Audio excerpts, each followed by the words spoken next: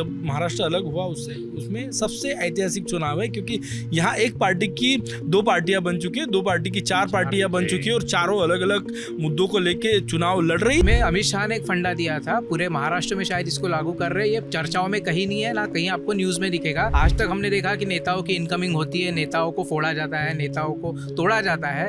अभी इन्होंने booth level पे कार्यकर्ता तोड़ने शुरू कर दिया है। उम्मीद बीजेपी की है बहनाओं पे कि बहना बिल्कुल लाडली बहला योजना इसीलिए चर्चा भी मुझे लगता है क्योंकि मध्य प्रदेश में भी इसको देखा गया था कि गेम चेंजर के तौर पर। क्या ताई आपको मिल रहा है कि नहीं 1500?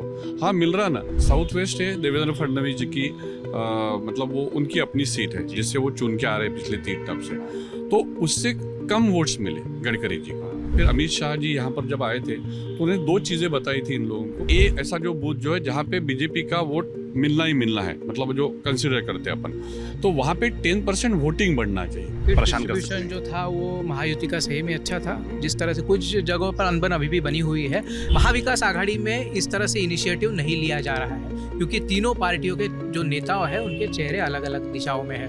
उनके बीच में कोऑर्डिनेशन का थोड़ा सा एक कमी दिख रही है। 50% से भी ज्यादा वोट जो है वो कत्ल की रात ही डिसाइड करती है।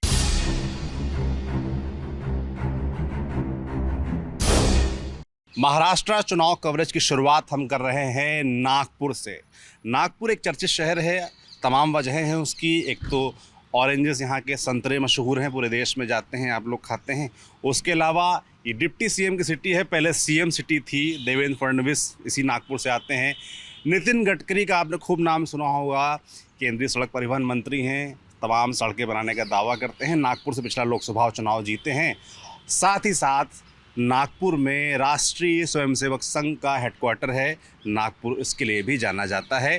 तो हमने चुना है नागपुर को पहले शहर के तौर पर महाराष्ट्र चुनाव के लिए।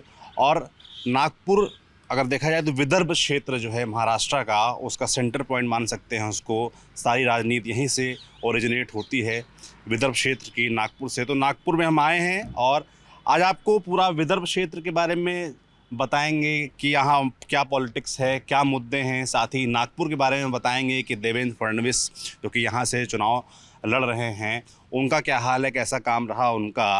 और बात करने के लिए हमारे साथ 4 वरिष्ठ पत्रकार होंगे। योगेश पांडे जी हमारे साथ हैं जो कि लोकमत से जुड़े हुए हैं। विकास वैद्य जी हमारे साथ हैं जो कि हितवाद अखबार से जुड़े हुए हैं। अतुल मेहरे जी हैं लोकहित से। और हमारे ग्रुप के साथी TV9 से, मराठी से, गजानन जी हमारे साथ हैं जो कि हमारी काफ़ी मदद भी कर रहे हैं। तो सबसे पहले तो मैं प्रयास करूंगा कि हम लोग बात करें विदर्भ क्षेत्र के बारे में। नागपुर में आने से पहले, क्योंकि जो हमारे हिंदी की ऑडियंस है, नॉर्थ की ऑडियंस है, उसका महाराष्ट्र में इस बार बड़ा इंटरेस्ट है। क्योंकि हम यूपी और बिहार वालों को ये गुमान रहता है कि सारी पॉलिटिक्स हमारे क्षेत्र में होती है, नॉर्थ में होती है। कहते भी है ना कि उत्तर प्रदेश से होके देश का रास्ता जाता है, मगर महाराष्ट्र बड़ा इंपॉर्टेंट हो गया है। वैसे भी इंपॉर्टेंट है, 48 लोकसभा सीटें हैं, सेकंड यूपी के बाद देखा जाए तो लोकसभा के लिहाज से इंपॉर्टेंट था। और बड़ा सेटबैक यहाँ पर भारतीय जनता पार्टी को लगा। वो भारतीय जनता पार्टी जो पिछली बार 29 सीटें जीती थी, इस बार 9 सीटों पर सीमित हो गई, तो बड़ा ख़राब स्ट्राइक रेट रहा उनका देखा जाए लोकसभा के लिहाज से। और विदर्भ क्षेत्र में भी अच्छा खासा सेटबैक उनको लगा है। तो मैं सबसे पहले तो विदर्भ क्षेत्र के बारे में बता दूँ, यहाँ पर करीब 62 विधानसभा सीटें हैं। और अगर ज़िले या शहरों के लिहाज से बात करें तो गढ़चिरौली, चंद्रपुर, गोंदिया, भंडारा, नागपुर, वर्धा, अमरावती, अकोला, बुढ़ाना, वाशिम, यवतमाल ऐसे शहर इस क्षेत्र में आते हैं। और अगर खेती किसानी के लिहाज से देखा जाए तो कॉटन, कपास, सोयाबीन, संतरा ज़्यादा होता है इस इलाके में, और ये एक बड़ा मुद्दा भी रहता है इससे जुड़ा यहाँ पर। सबसे पहले तो मैं जानना चाहता हूँ आप लोगों से कि विदर्भ क्षेत्र के बड़े मुद्दे क्या हैं इस बार चुनाव में, थोड़ा इसके बारे में बताइए। विदर्भ क्षेत्र के बारे में समझाइए थोड़ा हमारे दर्शकों को। क्या नाम है सर आपका? विकास वैद्य। या इस बार देखिए लोकसभा जो चुनाव थे, तो लोकसभा चुनाव में भी एक देखा गया, जनरली लोकसभा चुनाव में राष्ट्रीय मुद्दों को एक महत्व रहता है हमेशा। बट इस बार जो हमने जो ऑब्जर्व किया खास करके महाराष्ट्र में, तो महाराष्ट्र में जो स्थानीय मुद्दे जो थे, तो स्थानीय मुद्दों को बहुत तवज्जो दिया गया। स्पेशली जैसे 5 फेज़ में महाराष्ट्र में इलेक्शंस हुए, तो पहले फेज़ में थोड़ा सा महायुति को एक ध्यान में आया कि कहीं तो भी कुछ इशू जो है लोकल वो उठाने में गलती हुई। तो सेकंड फेज़ में उन्होंने, जैसे हमारे यहाँ पे एक फार्मर्स का इशू है जी, सबसे इम्पोर्टेंट इशू अपन बोल सकते हैं कि फार्मर्स के, आपने देखा है कि देश भर में फार्मर्स की जो सुसाइड जो है वो इसी इलाके में जुड़ी जाती है। तो एक फार्मर्स का इशू जो यहाँ पे हमेशा रहता है। और दूसरा जो क्रॉप्स है अलग अलग, जैसे आपने बोला कि संतरा है, सोयाबीन है, कपास है, तो इससे लेकर एक फार्मर्स में नाराज़गी है कि उनको जो भाव देना चाहिए जिस तरीके का, वो उस तरीके का भाव मिलता नहीं है। और स्थानीय मुद्दों में एक जैसा एक रहता है कि जो जैसे विदर्भ है, तो विदर्भ के समझो 10 डिस्ट्रिक्ट है जो अपन लोकसभा कॉन्स्टिट्यूंसी वाइज अगर देखा जाए, तो उसमें हमेशा विदर्भ की डेवलपमेंट यानी किसकी डेवलपमेंट, तो एक उधर का जो पलड़ा है, जैसे बुल्डाना है, वाशिम है, थोड़ा सा पार्ट यवतमाल का है, तो उन लोगों का कहना ऐसा कि नागपुर को हमेशा एक जैसे नागपुर में एम्स है, नागपुर में मेट्रो आई, नागपुर में IIM है, नागपुर में IIIT है, ये सारी चीज़ें आई है। तो इन सारी चीज़ों को लेकर भी एक लोगों में खास करके वहाँ के विदर्भ का जो बाकी हिस्सा है नागपुर को छोड़ के, तो उनमें एक प्रकार की जो नाराज़गी जो है वो इस प्रकार से नाराज़गी उसमें उभर सकती है। तीसरा एक जो है कि बेरोज़गारी का जो जिस तरह की इंडस्ट्री, जैसे बम्बई का जो जिस तरह से विकास हुआ, जिस तरह से पुणे का हुआ, नागपुर में कम से कम 20 साल पहले यहाँ पे लगभग 4000 हेक्टेयर की ज़मीन एक्वायर की थी। एक मिहान करके बड़ा प्रोजेक्ट यहाँ पे इस्टेब्लिश हुआ, तब उसका नाम कार्गो हब हुआ करता था।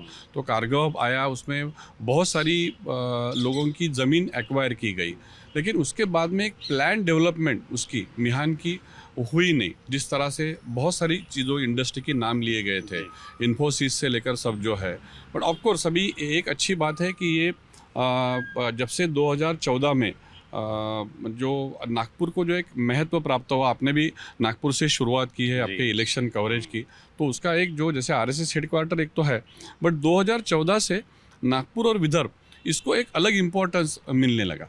तो अभी जो है अभी मिहान की जो डेवलपमेंट जो हो रही है, जिस तरह से मैंने जैसे अलग अलग इंस्टीट्यूट्स के नाम लिए हैं, फिर भी एक ऐसा है कि अपन जिसको बोलते हैं कि स्नेल स्पेस, वो क्योंकि उसकी वजह ये है कि एक बहुत साल पहले उसमें कुछ नहीं हुआ, और अभी अगर उसको ये करना है, जैसे मशीन अगर है तो उसको ख़राब हुई है तो उसको फिर से ऑयल करो, फिर से ये करो, तो वो जिस तरह से लोगों की अपेक्षा थी कि एक रोज़गार जिस तरह से होगा, फिर भी महाराष्ट्र गवर्नमेंट ने एक स्किल डेवलपमेंट डिपार्टमेंट अलग से इस्टेब्लिश किया कि जिसके माध्यम से कि जो मोदी जी ने आत्मनिर्भरता की बात की थी, तो एक बेरोजगारी का फिर भी लोगों के मन में, क्योंकि लोग ये समझ नहीं पाते कि कोई भी डेवलपमेंट के लिए, कोई भी चीज़ के लिए एक समय लगता है, तो वो एक इशू भी बहुत अहम इम्पॉर्टेंट है। इंडस्ट्रियल डेवलपमेंट है, और इंडस्ट्रियल डेवलपमेंट से रिलेटेड जैसे रेड टेपिज्म बोलते हैं अपन कि ठीक है, सरकार अगर बहुत सारी घोषणाएं करती है, लेकिन वो आम आदमी तक उसका सही ये पहुंचना, तो वो भी ज़रूरी है, तो वो कहीं हो नहीं रहा है। आज जैसे यहाँ पे मेडिकल हब बना हुआ है नागपुर में, हेल्थ एक बहुत बड़ी समस्या है, एजुकेशन एक बहुत बड़ी एक लोगों से जुड़े हुए जो पार्ट रहते हैं हेल्थ और एजुकेशन का, तो वो एक चीज़ है। और दूसरा क्या हो गया है कि जिस तरह से फ्रीबीज ये की गई है, जैसे 1500 रुपये ये कर रहे हैं, मजदूरों को ये कर रहे हैं, तो कई लोगों की ये भी कंप्लेंट्स है, जिनको मिल रहा है वो तो खुश है, वो एक अलग तबके का व्यक्ति है, लेकिन उसके कारण जो मजदूर जो है, जैसे गाँव में जो है खेतों में मजदूर नहीं मिल रहे, तो वो खेती करने में दिक्कत जा रही है। 300 रुपये की मजदूरी अगर है उसकी, तो बोलता है कि भैया 600 रुपये दोगे तो मैं आऊँगा, तो उसके कारण वो जो व्यवहार है तो उनको बहुत दिक्कत जा रही है। तो मेरे ख्याल से ये सारे इशूज जो है, इसमें बहुत सारा कंस्ट्रक्शन वर्क नागपुर में चला, लेकिन उससे परे उसका जो एक मॉनिटरिंग होना चाहिए, जिस तरह से एक प्लान डेवलपमेंट होनी चाहिए, वो कहीं तो भी नहीं हो पाई है। मतलब ये सरकार ने बहुत सारी चीज़ें करने की कोशिश की है, ऐसा नहीं है कि कोई भी एक दोषी रहता है सरकार, लेकिन सरकार जब एक चीज़ करती है तो उसका परकोलेशन जो है, जो आखिरी मैसेज वो आम आदमी तक पहुंचने के लिए एक समय लगता है, तो वो मेरे ख्याल से, लेकिन ये इशू जो है ये उभर के। और दूसरा सबसे इम्पोर्टेंट जो अहम मुद्दा है कि सिविक बॉडीज़ के इलेक्शंस पिछले 2-3 साल से हुए नहीं है। अच्छा। तो लोग जो है, जैसे उसकी गली में अगर कुछ हो रहा है तो वो डायरेक्ट MLA के पास जाना पड़ता है, और MLA के पास इतना समय नहीं है जो हमारी सिस्टम में, जो कि कॉर्पोरेटर के पास जाएगा, कॉर्पोरेटर उसको महापालिका तक लेके नहीं होने का इलेक्शन नहीं लिए ये पहले, मतलब महायुति ने भी नहीं लिए, फिर महाविकास आघाड़ी जो थी, मतलब महाविकास आघाड़ी नहीं लिए, फिर महायुति ने भी लिए। समहाउ उसका एक पॉलिटिकल ये था कि अगर समझो अपन ने इलेक्शन लिए, इलेक्शन कोर्ट में मैटर, सुप्रीम कोर्ट में भी मैटर है। सर ये जो लोकल बॉडीज़ की इलेक्शन है ओबीसी रिजर्वेशन का एक मुद्दा था, तो ये सुप्रीम कोर्ट में इसकी ट्रायल चल रही है, जो 3 साल हो गए अभी तक उसकी कोई रिजल्ट्स नहीं है। इसके कारण पूरे ठप है और उसका पूरा असर जो हो रहा है, पूरा कोई गांव में भी कोई प्रॉब्लम आता है तो लोग विधायक के यहाँ जाते हैं, ना कि जिला परिषद जो स्थानिक पंचायत के जो मेंबर्स हैं उनके पास। तो पूरी जो नाराज़गी है वो विधायक के ऊपर है। चाहे गांव, हमारे डेमोक्रेसी का सिस्टम ऐसा है कि अगर गांव के उसके तबके के उसके क्षेत्र के कुछ प्रॉब्लम हो तो शायद वो पंचायत के सदस्य के पास पहले जाए, फिर जिला परिषद के सदस्य के पास जाए और उसके बाद विधायक के पास जाए और उसके बाद सांसद के पास। अभी जो पंचायत सदस्य भी नहीं है, जिला परिषद सदस्य भी नहीं है, उसको जाना है डायरेक्ट अपने विधायक के पास। तो उसके लिए उसको उसके बहुत सारे प्रॉब्लम जो है वो हल नहीं हो रहे। और ये इसी गवर्नमेंट की बात नहीं है, आने वाले कुछ सालों में जब महाविकास आघाड़ी की गवर्नमेंट थी तब भी यही इशू था महाराष्ट्र में, अब भी वो इशू है। तो वो लोग जो है अपने विधायक को ब्लेम करते, चाहे वो विधायक बीजेपी का हो, शिवसेना का हो, कांग्रेस का हो या एनसीपी का हो, तो वो दिक्कत है। इसी के लिए जो सर्वे आए हैं अभी, उनको एंटी इनकम्बेंसी बीजेपी के ही विधायक को नहीं झेलनी पड़ी, वो कांग्रेस के विधायक को झेलनी पड़ी। उसके लिए कांग्रेस ने भी कुछ सीट्स जो है वो अपने सिटिंग एमएलएस को टिकट नहीं दिए। तो ये कारण महाराष्ट्र में विदर्भ रीजन में हो रहा है। और विदर्भ ऐसा प्रदेश है जहां सिटी सेंट्रिक, अगर 62 सीट्स की हम बात करें तो तकरीबन 55% जो सीट्स है वो ग्रामीण अफेक्टेड है, रूरल अफेक्टेड है, जिससे किसानों का ज़्यादा अफेक्ट होता है। तो वो सभी असर करेंगे जो खेती के जो ये बनाए गए हैं, पॉलिसीज़ बनाए गए हैं, चाहे वो सेंट्रल गवर्नमेंट हो चाहे वो स्टेट गवर्नमेंट हो। विकास सर ने जो मुद्दा कहा कि सोयाबीन सबसे बड़ा क्रॉप है, उसको अभी किसान की लागत ही 4,500 तक है 1 क्विंटल अगर निकालने के लिए, तो उसको अभी दाम 4-4,500 हज़ार मिल रहा है, लेकिन इसका मतलब है मुनाफा नहीं मिल रहा है, तो वो नाराज़ है। तो ये गवर्नमेंट बीजेपी सरकार को पता था कि इससे डैमेज होगा हमें, तो उसको डैमेज कंट्रोल करने के लिए कुछ उन्होंने जो नीतियाँ है वो बनाई है। सबसे बड़ा कि किसानों को जो है लाइट का, बिजली का बिल जो है वो उन्होंने माफ़ कर दिया, तो उसका थोड़ा फ़ायदा उम्मीद कर रही भाजपा कि उसका थोड़ा फ़ायदा बनेगा। दूसरा महत्वपूर्ण फ़ायदा ग्रामीण इलाके में, क्योंकि हम लोकसभा चुनाव की बात करें तो लोकसभा चुनाव में ग्रामीण इलाकों में बीजेपी विदर्भ में साफ हो गई है। तो उसका कारण ये था कि एक तो संविधान के मुद्दे पर चुनाव हुआ, किसानों की बहुत बड़ी नाराज़गी थी, तो वो नाराज़गी दूर करने का काम पिछले 6 महीनों में इस गवर्नमेंट ने काफ़ी कुछ हद तक तो किया है। उसका सबसे बड़ा मुद्दा है कि किसानों को एक तो वो बिजली बिल माफ़ कर दिया, दूसरा जो 1500 रुपये मुख्यमंत्री लाडली बहन योजना का जो दे रहे उसका, हाँ, तो वो 1500 रुपये शहर के महिला जिसके पति जॉब करते हैं या सिटी के महिला के लिए शायद ज़्यादा नहीं है, लेकिन गांव में जो महिला 100 रुपये के दिहाड़ी पे खेती में जाती है उसके लिए 1500 रुपये बहुत ज़्यादा है। और इस गवर्नमेंट ने एक साथ 3,500 4,500 3 महीने एक साथ दिए, तो वो उसके लिए तो उम्मीद बीजेपी की है बहनाओं पे कि बहना बिल्कुल लाडली बहना योजना इसीलिए चर्चा भी मुझे लगता है क्योंकि मध्य प्रदेश में भी उसको देखा गया था कि गेम चेंजर के तौर पर, गेम चेंजर था, वैसे यहाँ पर होगा ऐसा बीजेपी को और महायुति को लग रहा है। पत्रकारों को क्या लग रहा है, आप लोग कैसे एनालिसिस कर रहे हैं? हम घूमते हैं तो महिलाओं में पॉजिटिविटी तो ज़रूर आ गई है सरकार के बारे में। वो महिला घर की मेड करने की काम वाली हो या फिर जो दिहाड़ी पर जाती है मजदूरी करती है, उन महिलाओं के लिए बहुत बड़ा बदलाव ये 1,500 रुपये में आ जाता है। काफ़ी सारी उनका कैलकुलेशन क्या रहता है, मेरे घर में सिलेंडर आ जाएगा, मेरे घर में राशन आ जाएगा, बच्चों के लिए कपड़े आ जाएंगे। ये 3 मुद्दे जो रहते हैं उनके लिए बहुत इंपॉर्टेंट रहते हैं। चुनावी घोषणा के तौर पर नहीं देख रहे क्योंकि अब थोड़ा वोटर थोड़ा स्मार्ट भी हुआ है ना, वो समझता है इन चीज़ों को। और जैसे महायुति ने ऐलान किया, पैसा भी पहुँचाया, अब महागाड़ी कह रही कि हमारी जब सरकार आएगी तो हम भी देंगे, इस तरह की बातें भी वो लोग कह रहे हैं। खुल के अभी तक नहीं आया उनका, अभी मैनिफेस्टो दोनों पार्टियों को नहीं आया, पर ऐसी चर्चा है कि ऐसी चीज़ें हो सकती हैं क्योंकि अब रेप्लिकेट करते हैं आपस। आप देखिए हरियाणा में भी देखिए तो एकदम एक ही जैसा लग रहा था मैनिफेस्टो, आगे पीछे चीज़ें लग रही थी, वैसे यहाँ पर मुझे लगता हो सकता है। बट छोटे तबके का व्यक्ति ये इसको ऐसी मतलब चुनावी घोषणा है ऐसा मान के नहीं चलता, ऐसा मुझे लगता। उसके अकाउंट में पैसे आ रहे हैं ये वो मानता है, लेकिन उसमें एक ऐसी भी एक थ्योरी आ रही है कि जैसे समझो मान लो कि बीजेपी का व्यक्ति कि क्या ताई आपको मिल रहा है कि नहीं 1500, हाँ मिल रहा ना, तो खुश है ना आप बीजेपी से, मतलब वो अकाउंट पे पहुंचना बड़ी बात। नहीं वो खुश है ना आप बीजेपी से, तो वो बोलती है कि आप थोड़ी दे रहे, वो तो सरकार दे रही है।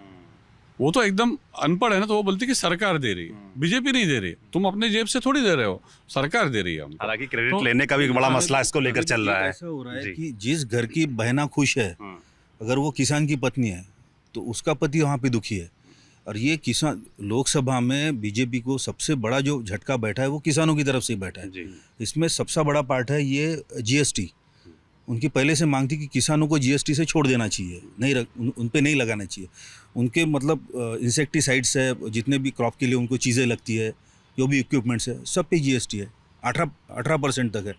वो सबसे बड़ी मार बैठी है। आज भी 1500 रुपये लाडली बहना है वो किसान के घर में की है, वो मिल रहे तो ले रहे हैं, लेकिन किसानों को राहत देने का काम सरकार ने करना चाहिए था। और जैसा कि अभी हमारे सहयोगियों ने बताया कि 6 महीने में कोशिश तो की है सरकार ने, केंद्र सरकार ने भी की, राज्य सरकार ने भी कोशिश की, लेकिन उनको किस हद तक उसमें कामयाबी मिली कि किसानों की नाराज़गी दूर करे, ये तो अब आने वाला चुनाव ही बताएगा। और ये जो चुनावी मुद्दे हैं, जैसे किसान आत्महत्या है, बड़ा मुद्दा है, ये उनके जो क्रॉप है उसको जो दाम मिलने चाहिए, ये सभी मुद्दे हैं। लेकिन चुनाव के 2 से 3 दिन पहले या चुनाव के जो मुख्य जो ड्यूरेशन रहता है 48 घंटों का, 19, 20, 18 या 20 तारीख, उस समय में भी ये जो मुद्दे हैं ज़्यादा कारगर नहीं रहते। कत्ल की रात जो कत्ल की रात जिसको बोलते हैं, तो ये मुद्दे अभी चलेंगे, ये अभी चलेंगे। इस पे आप राजनीति कह रहे हैं कि इन सब मुद्दों पर राजनीति होती है, चर्चा होती है, पर अंत में वोट इस मुद्दे पर नहीं पड़ता। किस मुद्दे पर पड़ता है फिर? 50% से भी ज़्यादा वोट जो है वो कत्ल की रात ही डिसाइड करती है। अच्छा, अब इससे मैं ज़्यादा अंदर जाके भी आपको बता सकता हूँ, लेकिन मेरा ख्याल है आप समझ गए होंगे जी। कि वो जो दर्शक नहीं समझे होंगे। नहीं, वो जो 2 दिन है, उसमें जो मतलब वो 2 दिनों में जब जाहिर प्रचार जो थम जाता है, उसके बाद जो वो लीडर के कार्यकर्ता डोर टू डोर जाते हैं, पैसा बढ़ता है, मैन टू मैन संपर्क होता है, थैलियाँ लग जाती है दरवाजे पे, बॉटल बढ़ती है, पैसा बढ़ता है, ये तो जो है उसके वजह से कई बार सिनारियो चेंज होता है। बिल्कुल। मैं एक समझना चाह रहा हूँ, क्योंकि विदर्भ रीजन है, इसको ऐसा माना जाता है कि इम्पोर्टेंट जगह है, 62 विधानसभा सीटें आती हैं, और जैसे कहा जाता है कि यूपी से होते हुए दिल्ली का रास्ता जाता है, वैसे ही महाराष्ट्र में विदर्भ होते हुए सरकार बनती है, ऐसा माना जाता है। और विदर्भ में कंपटीशन ऐसा माना जाता है डायरेक्ट बीजेपी वर्सेस कांग्रेस है। और लोकसभा चुनाव के पहले तक जो सिनेरियो तो लगता था बीजेपी आगे है, पर लोकसभा चुनाव के जो नतीजे आए उसके बाद ऐसा लगने लगा कि कांग्रेस को एज है यहाँ पर। आज की स्थिति में जब लोकसभा चुनाव को हुए 6 महीने से ज़्यादा बीत चुके हैं, कैसे देख रहे हैं जो रिजल्ट लोकसभा में हमने देखा, क्या वो विधानसभा में रेप्लिकेट करेगा या चीज़ें बदल गई हैं? नहीं, असेंबली जो कॉन्स्टिट्यूएंसीज रहती है ना, जो असेंबली सेगमेंट जिसको बोलते हैं, जैसे अभी नागपुर लोकसभा है, तो नागपुर लोकसभा में 6 असेंबली कॉन्स्टिट्यूएंसीज है। तो 6 असेंबली कॉन्स्टिट्यूएंसीज की तरफ से वो भी एक पार्टी उसका अभ्यास करती है। तो अभी जैसे साउथ वेस्ट है देवेंद्र फडणवीस जी की मतलब वो उनकी अपनी सीट है, जिससे वो चुन के आ रहे हैं पिछले 3 टर्म से, तो उससे कम वोट्स मिले गडकरी जी को, तो ये बड़ा चिंताजनक है। या फिर मोहन मते जो बीजेपी के दूसरे कैंडिडेट साउथ से, हाँ, तो वहाँ से भी कम वोट मिले। लेकिन क्या होता है कि असेंबली सेगमेंट से लोकसभा में जो चित्र होता है वो अलग होता है, और असेंबली इंडिविजुअली जो जिसको देखा जाए, जैसे अभी एक थोड़ा सा मैं आपको बताना चाहता हूँ कि जो सीट का बंटवारा हुआ या उम्मीदवारों का चयन हुआ, तो उसमें अगर आप देखें तो दोनों तरफ तीनों पार्टीज थी, तो ऑब्वियसली ये उम्मीदवार चयन करना, सीटों का बंटवारा करना, ये सारा, तो ये सामंजस्य लोकसभा में जो महाविकास आघाड़ी में था, जिस तरह से कांग्रेस ने कॉम्प्रोमाइज़ किया, शरद पवार ने कॉम्प्रोमाइज़ किया, तो इस बार कांग्रेस और शिवसेना इसमें एक बड़ी टसल देखी गई। और इनका कोई एक लीडर, जैसे शरद पवार लोकसभा में थे, लेकिन इस बार वैसा था नहीं। जैसे महायुति में अमित शाह एक लीडर करके उभर के आए थे इसमें, और इन्हें सीट का बंटवारा करते हुए इन्होंने क्या किया कि उन्होंने बहुत स्मार्टली स्ट्रेटेजिकली उसको ये किया महायुति ने।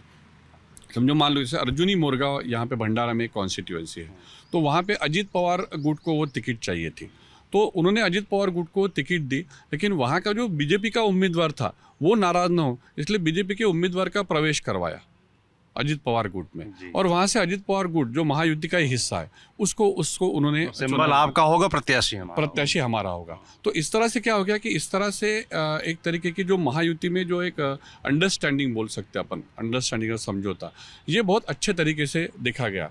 तो ये स्ट्रैटेजी, ये एक बहुत अच्छी स्ट्रैटेजी। या फिर अमित शाह जी यहाँ पर जब आए थे तो उन्हें 2 चीज़ें बताई थी इन लोगों को कि जो आप बूथ्स रहते हैं, बूथ्स में कैटेगरी ए ऐसा जो बूथ जो है जहाँ पे बीजेपी का वोट मिलना ही मिलना है, मतलब जो कंसिडर करते हैं अपन, तो वहाँ पे 10% वोटिंग बढ़ना चाहिए, बिकॉज लोकसभा में बहुत सारे लोग आए नहीं जो बीजेपी के समर्थक थे।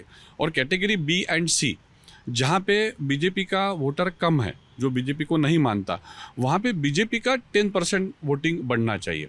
जैसे उन्होंने उदाहरण भी दिया था कि उनकी खुद की टिकट ये कुशाभाऊ ठाकरे जब प्रेसिडेंट थे तो उन्होंने काटी थी, तो बोले कुशाभाऊ ठाकरे ने हमको ये भी बताया मुझे कि तुम्हारा मन रखने के लिए या तुमको कन्विंस करने के लिए कोई आएगा नहीं तुम्हारे पास, तुमको एक कार्यकर्ता करके काम करना है।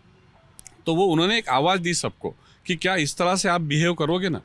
तो ये जो एक जिस तरह से उन्होंने एक ऊर्जा दी, हालांकि बंडखोरी तो कोई रोक नहीं सकता, बट उसका एक अमित शाह जैसे एक लीडर ने बोलने के बाद प्रभाव जरूर पड़ता है। तो मेरे हिसाब से जैसे आपने बोला टिकट बंटवारे की बात की और बागियों की बड़ी बात हो रही है ना महाराष्ट्र में पूरे, और अभी तक ये क्लियर नहीं है कि महायुति में किसके पास कितनी सीटें हैं और महागाड़ी में किसके पास कितनी सीटें हैं। और कह रहे हैं जब नाम वापसी होगी उस दिन समझ में आएगा कि क्लियर नंबर किसके हिस्से क्या आया, ये बड़ा चल रहा है और बागियों की बड़ी चर्चा है। तो टिकट डिस्ट्रीब्यूशन की आपने बात की, मैं जानना चाहता हूँ योगेश जी कि किसका बेहतर दिख रहा है टिकट डिस्ट्रीब्यूशन, जो और जो बागी हैं वो क्या कुछ टिकट परेशान कर सकते डिस्ट्रीब्यूशन हैं? जो था वो महायुति का सही में अच्छा था। जिस तरह से कुछ जगहों पर अनबन अभी भी बनी हुई है, लेकिन महाविकास आघाड़ी ने आखिरी समय तक जिस तरह से उनका खींचतान चल रही थी वो मैसेज जो है वो थोड़ा सा गलत गया है। अब एक उदाहरण के तौर पे हम देखेंगे कि रामटेक जैसी सीट है जहाँ पर कांग्रेस का अच्छा खासा तबका है, वहाँ पर लोग मानने वाले कांग्रेस को मानने वाले हैं। राजेंद्र मूलक करके यहाँ के जिलाध्यक्ष है, वो अच्छा खासा वहाँ पर उनका होल्ड था, लेकिन वहाँ पर टिकट दी गई उद्धव सेना के विशाल बरबटे, जिन्हें शायद ही कोई पहचानता है। अच्छा। तो उद्धव सेना ने कहा कि नहीं, ये जगह हमें मिलनी चाहिए, वह जगह जो है वो बिल्कुल जाने वाली है। ऐसी अभी आसार है, अब मूलक क्या करिश्मा करते हैं, क्या मैजिक करते हैं, उसके ऊपर डिपेंड करेगा। नागपुर में जो सीट है पूर्व नागपुर की, जहाँ से कृष्णा खोपड़े चौथी बार अभी इलेक्शन लड़ रहे हैं बीजेपी के, उनके खिलाफ एक स्ट्रॉन्ग कैंडिडेट देना चाहिए था कांग्रेस की तरफ से, लेकिन वो सीट किसके गई, तो वो गई शरद पवार गुट को। दुनेश्वर पेठे जो पार्षद थे, तो पार्षद को वो सीट गई, तो वो एक जो वहाँ कर जो टसल है वो वन साइडेड होने की पूरी संभावना दिख रही है। और अभी बीजेपी में क्या चल रहा है, महायुति में क्या चल रहा है, तो जिन्होंने जैसे अभी सर ने कहा कि कत्ल की रात, तो अभी जो है ना कत्ल के आखिरी 2-3 हफ्ते शुरू हो गए हैं, और उसमें अमित शाह ने एक फंडा दिया था, पूरे महाराष्ट्र में शायद इसको लागू कर रहे हैं। ये चर्चाओं में कहीं नहीं है, ना कहीं आपको न्यूज़ में दिखेगा।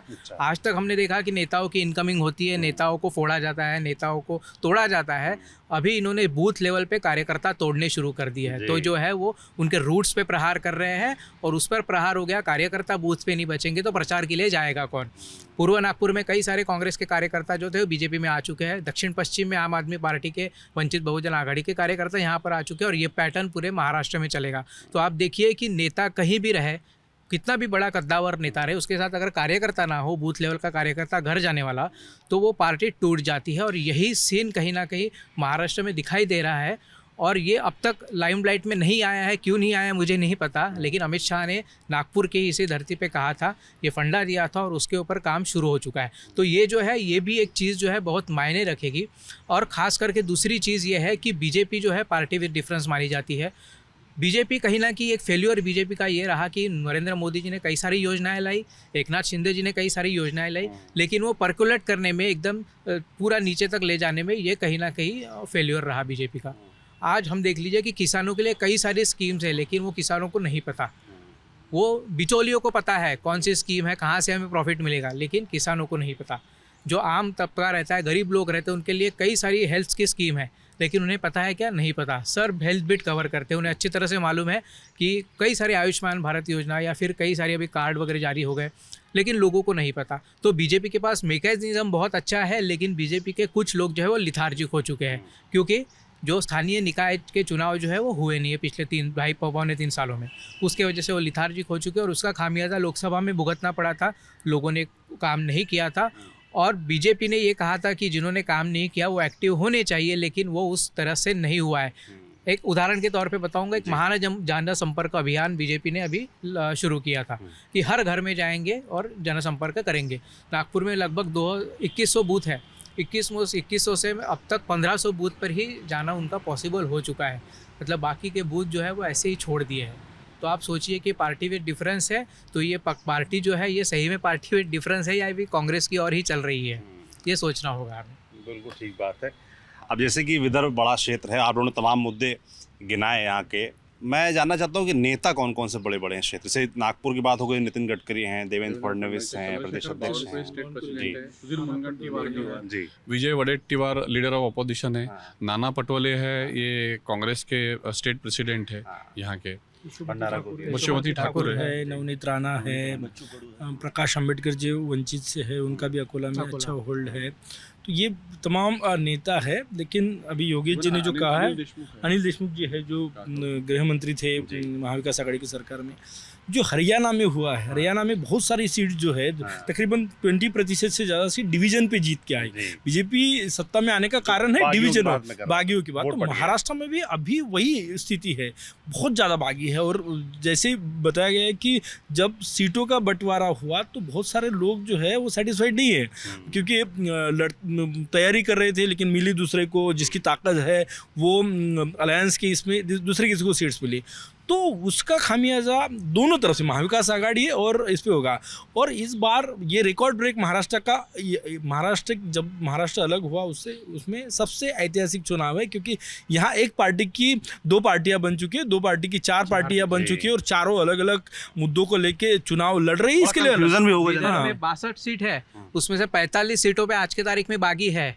उनकी संख्या जो है 105 के ऊपर है, सारे पार्टियों के मिला लीजिए। और बीजेपी में बीजेपी ने एक स्ट्रेटेजिक गेम ऐसा खेला है कि उदाहरण के तौर पे काटोल की सीट है जो x home minister Anil Deshmukh की सीट है। अनिल देशमुख के बेटे सलील देशमुख वहाँ पर शरद पवार गुट की तरफ से खड़े हैं, उनके खिलाफ जो है चरण सिंह ठाकुर बीजेपी की तरफ से खड़े हैं। लेकिन अजित पवार की पार्टी की तरफ से अनिल देशमुख नाम से ही एक कैंडिडेट खड़ा किया गया है, जिसका सिंबल जो है वो घड़ी रहेगा। 20 सालों से 25 सालों से अनिल देशमुख का वो गढ़ रहा है। जो किसान है, जो गरीब आदमी है, जिसको पढ़ना लिखना नहीं आता, वो क्या देखेगा? वो घड़ी देखेगा, या फिर अनिल देशमुख का नाम जिसको थोड़ा बहुत समझता है और घड़ी देखेगा, उसके ऊपर जाएगा, वोट डिवाइड हो जाएगा। सलील देशमुख को जो है वो काफ़ी खामियाजा भुगतना पड़ सकता है अगर ये अनिल देशमुख जो डमी कैंडिडेट है एनसीपी अजित पवार की तरफ से वो रहा तो इस तरह से जो है वो वोट डिवीजन के ऊपर बहुत कुछ निर्भर करता है। अभी गजानन जी ने जैसे कहा है कि हरियाणा में पूरी मतलब रेड कारपेट सजाया गया था कांग्रेस के लिए कि बस आना है सत्ता में, बस सरकार बनेगी, सारे सर्वे सब कुछ लग रहा था। पर हुआ क्या? क्योंकि ये वोट डिवीजन जो है वो काफ़ी मायने रखता है। और यहाँ पर जिस तरह से बागियों की संख्या है, और खास करके बागियों की संख्या महाविकास आघाड़ी में ज़्यादा है, क्योंकि बीजेपी ने पहले से तैयारी करके रखी थी। जो बागी हो सकते हैं उनसे पहले से कांटेक्ट किया गया था, उन्हें अलग अलग चीज़ें, अलग अलग फंडे देके समझाया गया। हालांकि अभी जो नहीं माने हैं उसमें से 50 to 60% तो मान जाएंगे। देवेंद्र फडणवीस इसमें इनिशिएटिव उन्होंने खुद लिया है। बावनकुळे लगातार मीटिंग कर रहे हैं। कल रात दिवाली की रात थी, लेकिन फिर भी मीटिंग का जो है वो दौर शुरू था। तो महाविकास आघाड़ी में इस तरह से इनिशिएटिव नहीं लिया जा रहा है, क्योंकि तीनों पार्टियों के जो नेता हैं उनके चेहरे अलग अलग दिशाओं में है। उनके बीच में कोऑर्डिनेशन का थोड़ा सा एक कमी दिख रही है, और इसी वजह से बागी अगर ये रहे चुनाव में तो उसका खामियाजा बिल्कुल महाविकास आघाड़ी को भुगतना पड़ सकता है। एक बात इसमें एक और है कि जो अपन जो बोल दे कि दूध का जला छाछ भी फूंक के पीता है, तो इसी तर्ज पर लोकसभा में जो बीजेपी की हालत यहाँ पर हुई है, इसलिए अभी वो चांस नहीं ले रहे। और कई बार ऐसा भी हुआ है कि जैसे गजानन जी ने बताया, योगेश जी ने बताया कि बहुत से लोगों को लगता है नितिन गडकरी वो तो आ ही जाएंगे, कोई ज़्यादा करने की ज़रूरत नहीं, वो तो आ ही जाएंगे। तो ऐसा कर करके बहुत से लोग घर से बाहर भी नहीं निकले बीजेपी के। तो वो जो झटका बैठा, उसके बाद अब विधानसभा में सब एकदम मतलब तैयारी में है, कोई चांस नहीं लेना चाहते। इसलिए इस बार इसी के साथ मेरा एक सवाल इसके साथ मेरा सवाल ये भी है कि भाई संघ की बड़ी बात हो रही थी, जो लोकसभा चुनाव के नतीजे आए थे, तमाम जानकारों ने कहा कि संघ इस बार उतना एक्टिवली लगा नहीं बीजेपी के लिए, चाहे उनकी सुनवाई नहीं हुई, एक कारण ही माना गया। और जिस तरीके से अजीत पवार आ गए, वो एक माना गया कि नाराजगी संघ के बीच थी।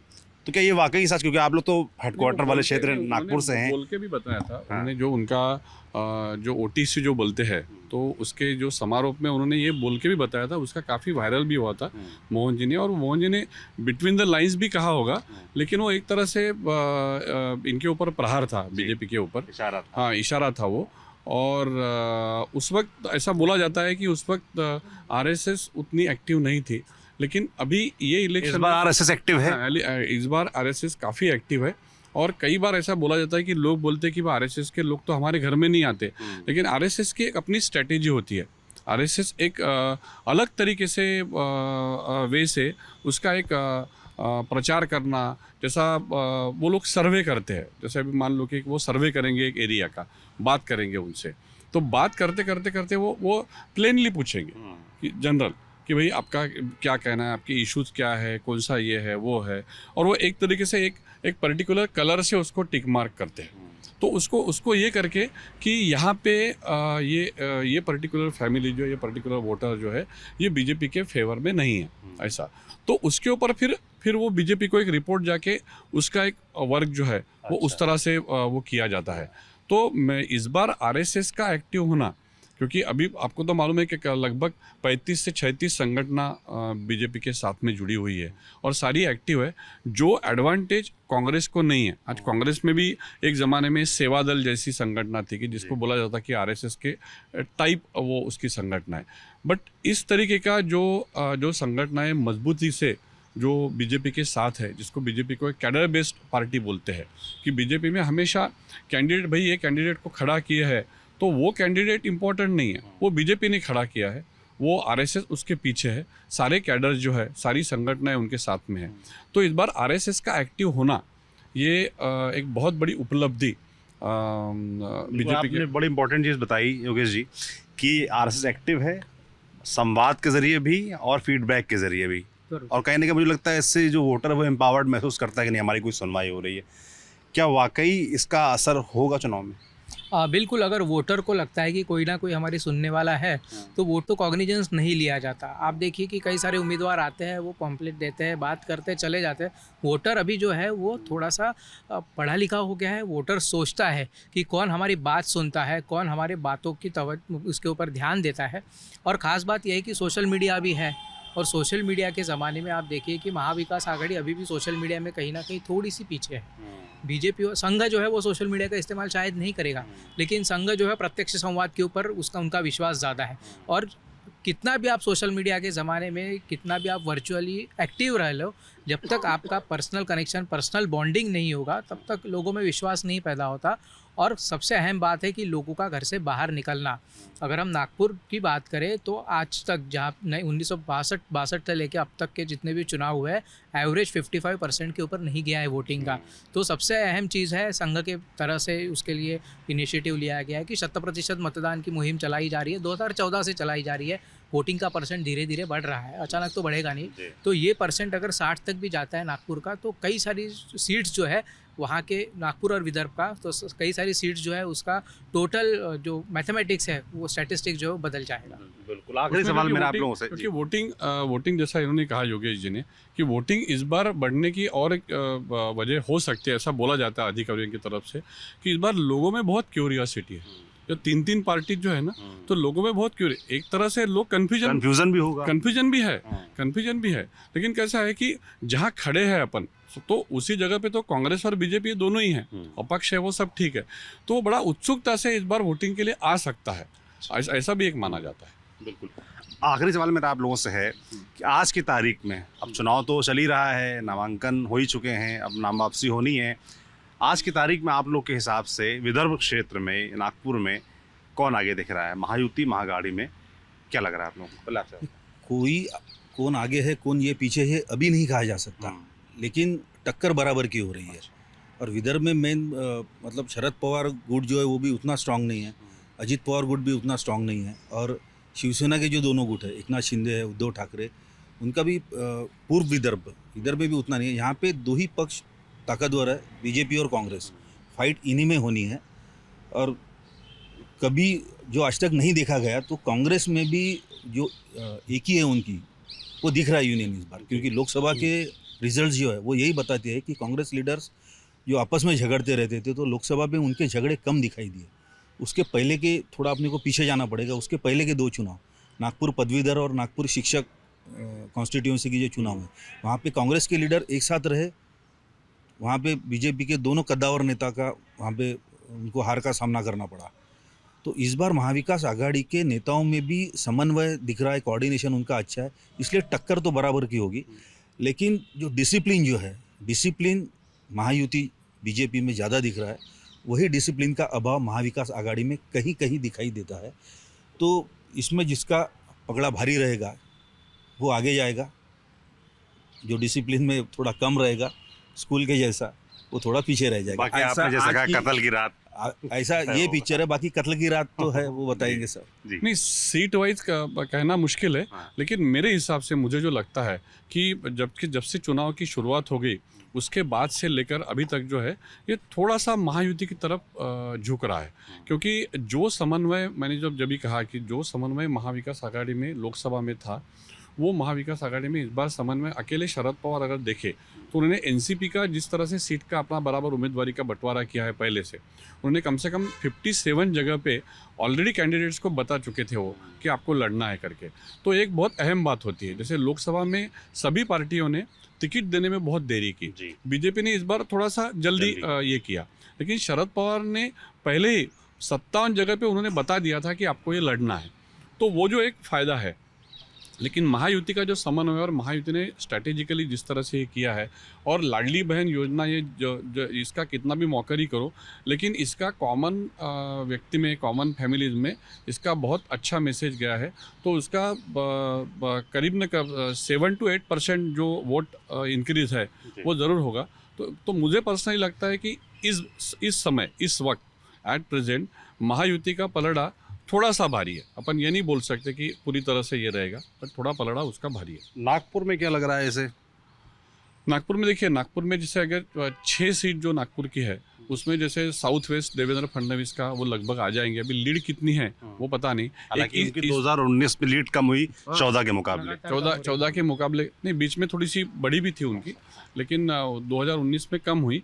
और तो इस बार भी थोड़ा सा, क्योंकि इस बार उनके सामने जो कैंडिडेट है वो 2014 का है, सेम प्रफुल्ल गुर्दे। तो प्रफुल्ल गुर्दे भी 2014 का नहीं है, वो भी 2024 का है। तो ये भी बीजेपी को ध्यान में रखना चाहिए कि अभी वो भी बदल चुका है और उसका कनेक्ट अच्छा रहा।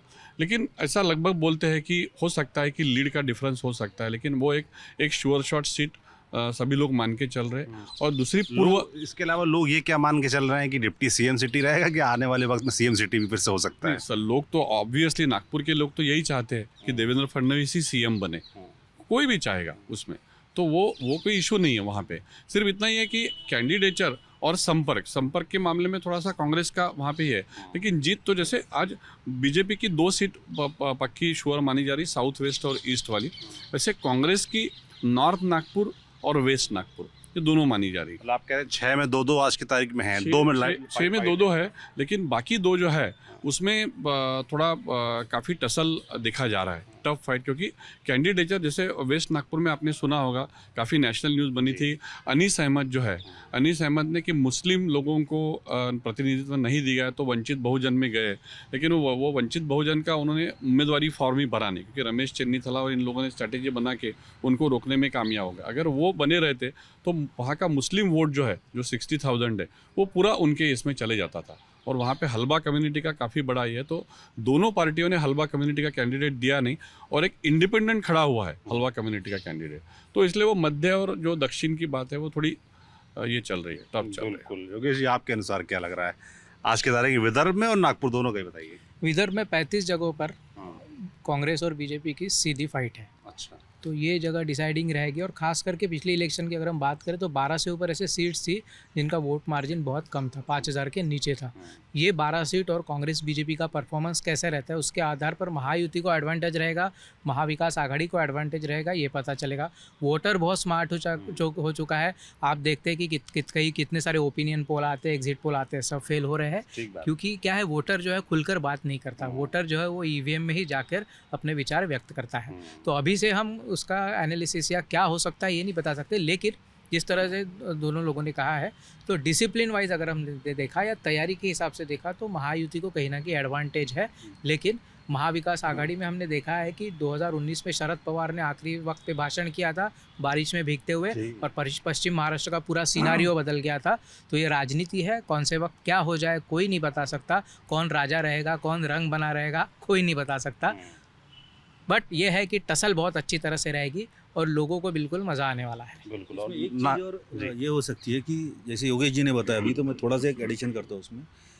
एकदम सही बात है, कोई कुछ भी नहीं बता सकता, क्योंकि 2014 के बाद 19 के बाद जो अपन ने देखा कि एकनाथ जी शिंदे रातों रात गायब हो गए, तो पत्रकारों के सूत्र भी ठंडे पड़ गए थे। किसी बड़ा जोखिम है आजकल हाँ, राजनीतिक ऐसा भी हो रिपोर्टिंग में, आप लोगों के लिए बड़ा चैलेंज रहता है। ये भी रहता है। कुछ भी बोलना है, कल को राजनीतिक पार्टियां क्या करेंगी, और महाराष्ट्र में तो और बड़ी मुसीबत है, कुछ भी नहीं तय है। अभी तो कुछ दिनों पहले तक चल रहा था कि उद्धव ठाकरे से फिर से बीजेपी की बात चल रही है। हाँ। अजीत पवार के बारे में तमाम लोग आज कह रहे हैं कि कल को वो किंग मेकर हो सकते हैं, तो उधर भी जा सकते हैं। मतलब जितने मुंह उतनी बातें, तो आप लोग के लिए बड़ा मुश्किल होता होगा। चेहरा बदल रहा है। पहले देखिए, हम देखिए कि यूपी बिहार में जिस तरह से होता था, साउथ में होता था कि मनभेद होता था, हमारे यहाँ पे मतभेद चलते थे, लेकिन अब मनभेद होने लगे हैं। तो पार्टियों में या नेताओं में दुश्मनी पैदा होने लगी है। ये महाराष्ट्र की राजनीति एटलीस्ट अब तक नहीं देखा है। और विचारधारा पीछे हो गई, मैंने देखा है। कोई विचारधारा अब नहीं रह गई है। विचारधारा कहीं नहीं है अभी, विचारधारा कहीं नहीं है।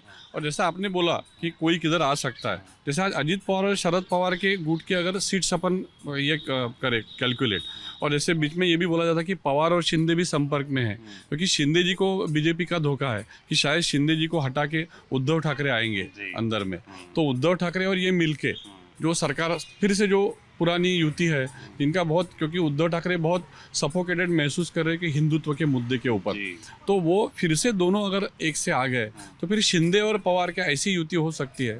तो ये भी एक बड़ा जो है शॉकिंग, क्योंकि महाराष्ट्र में आपने देखा कि पिछले 2 साल में जिस तरह से हुआ, जिस तरह से पार्टियां फूटी, किसी ने भी कल्पना नहीं की थी इस बारे में। और शरद पवार और फडणवीस जब तक राजनीति में हैं तब तक ये ऐसा कुछ भी हो सकता है, ऐसा ही लोगों का मानना है। बिल्कुल। योगेश जी, विकास जी, अतुल जी, तीनों लोग आपका बड़ा धन्यवाद। आपने बड़े विस्तार से हमें समझाया, हमारे दर्शकों को समझाया विदर्भ की राजनीति के बारे में।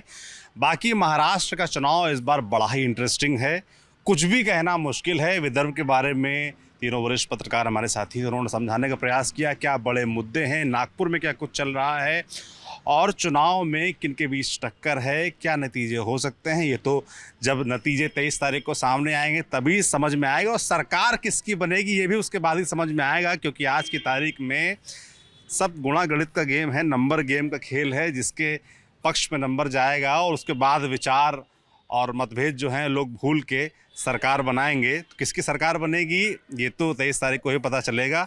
बाकी लगातार हम नागपुर से शुरुआत कर चुके हैं, और जगहों पर जाएंगे, क्या मुद्दे हैं, क्या कुछ चल रहा है चुनाव में, आप तक यूँ ही पहुँचाते रहेंगे। आप देखते रहिए TV9 डिजिटल। मैं सौरभ त्रिपाठी हूँ और कैमरे के पीछे मेरे साथ जेरी हैं। शुक्रिया।